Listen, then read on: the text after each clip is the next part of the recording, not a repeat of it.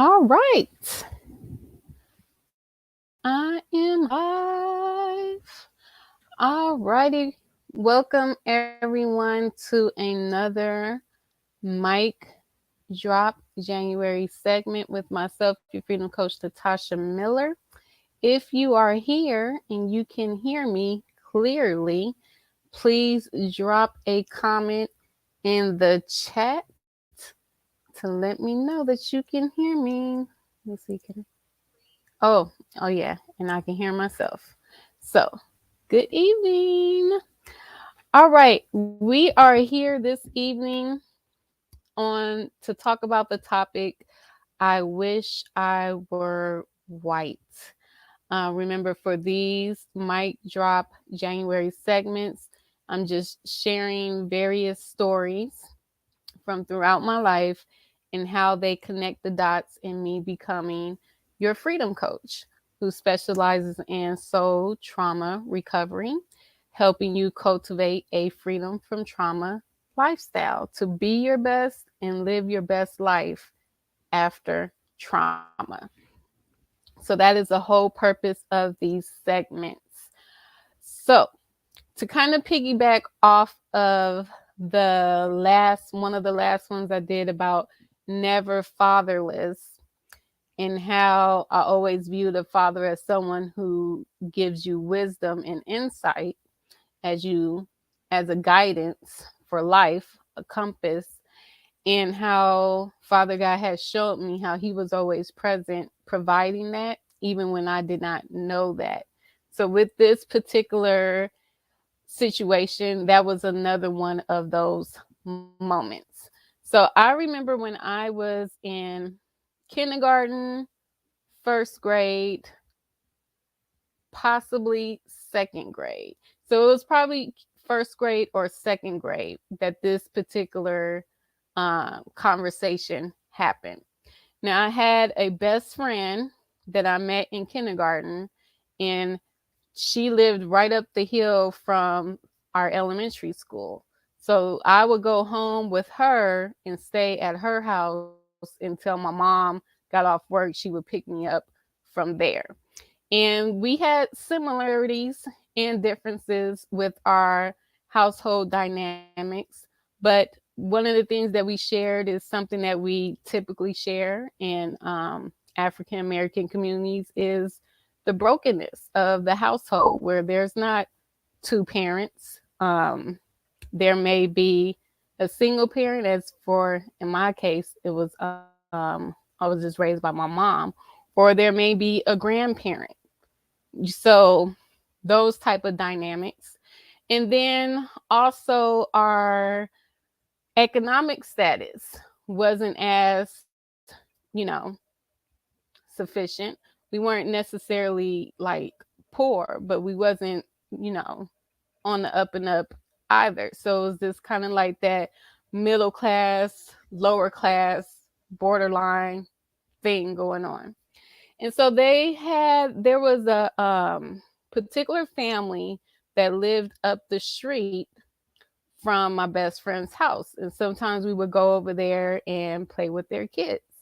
And they just happened to be a Caucasian family.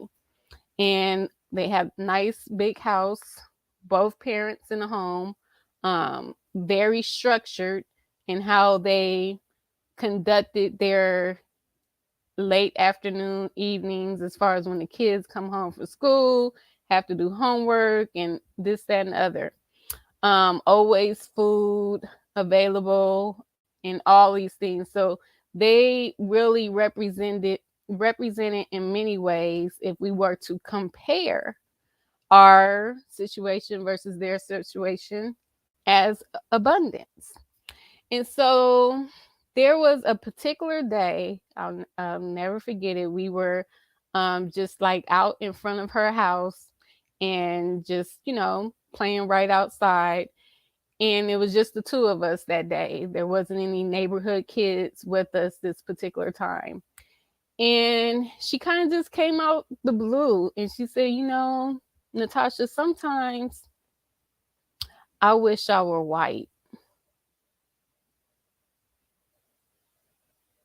And then it was just silence because I just gave her the space to have that space. But it was so much communicated in that one statement. And I knew exactly what she was talking about. I knew that she was talking about, I wish that I had both my parents in the home. I wish that there was always a plethora of food in the cabinets. I wish that the house was always clean. It was bigger and there was structure and this. I knew what she was saying in that one sentence. And I don't even remember if I've ever responded or anything because it's just like it was silence. She had that space, and then the next thing you know, we just kind of went on to the next thing. And I just remember thinking to myself that I should just honor her thoughts, her thought process, and allow her to have that space to reflect upon the statement that she was making. Even though I did not agree, I understood the depth of the statement, and I could see why she would say that. But in my mind, I was like, nah, I'm still happy with how our lives are. Like I'm good. I don't I don't want to be different. I don't want to be them. And in my mind, that's what I was thinking. But just really honoring her space and not being judgmental in her thinking or even having the guts to even say something like that out loud, because someone else may have had more of um judgmental words to say in that moment. um so I wanted to share that because that's really one of the components of being a freedom coach, is really allowing the space, the safe space and space, the room for people to share their most vulnerable thoughts and have that space, that safe space to reflect upon what it is that they just said and really start to say why. I could have interrupted whatever may have been happening in her thought process if I was so quick to give my response, my opinions. Because I really felt in that moment with how the silence was, because I didn't say anything, that she was really digging deeper into the reasons why she said that statement. And that's why I was able to pick up and I understood why she said what she said. So it wasn't necessarily to me that she wished that she were white. It was like, I wish that we had that. I had that same like, why are our dynamics are so different? And I want to have that same privilege, that same launching pad to move, to grow in life. Our launching pads were totally different. Theirs had more order, structure, provision. Ours had less of that. But the outcome is still something that we can create with what we do with our launching pads. Doesn't necessarily mean that the outcome could be different or the same. So that's that with that. Any questions for those of you who may be here with me for the live broadcast or catch the replay? Let me know. And let me know. Have you ever felt that way? Have you ever felt that you wish you were another ethnicity other than the ethnicity that you are? And if so, why? Why? What was the core of that particular wish? And if not, why not?